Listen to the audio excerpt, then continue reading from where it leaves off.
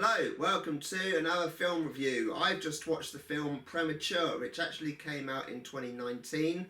It's about a 17-year-old called Ariana, and she basically falls in love with someone. They have a bit of a romance. Stuff happens. I quite enjoyed the film. I preferred the end half to the first half. I really struggled to get into the first half of the film, to be honest. I just wasn't connecting with the characters.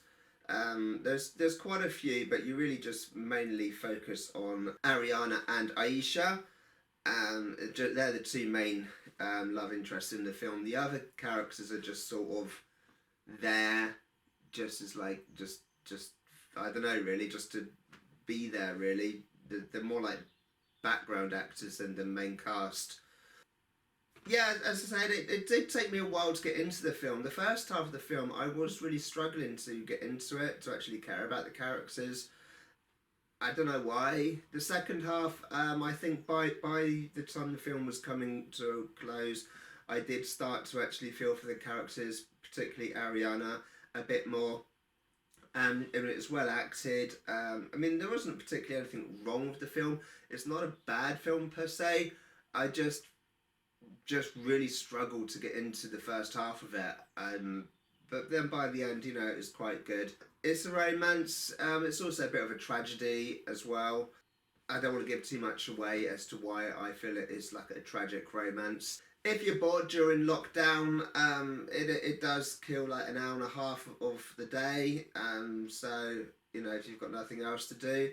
There are a few sex scenes in there. I mean, I really should do some research into these films before watching them, because I think the last film, or the one before that I watched, had sex, and I was like, okay, yeah, I should probably do research. Not that it bothers me, but I wasn't expecting it, because it didn't say it was in there.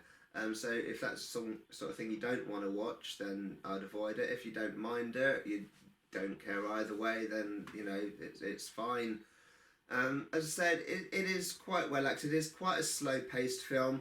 It's slow, I mean, like, even though it jumps, I mean, I think, really, I'm not quite sure exactly how much time passes from the first scene to the last scene, but it seems like quite a bit of time passes. Even though it's going from day to day to day to day quickly, it does still have, like, a slow feel to it.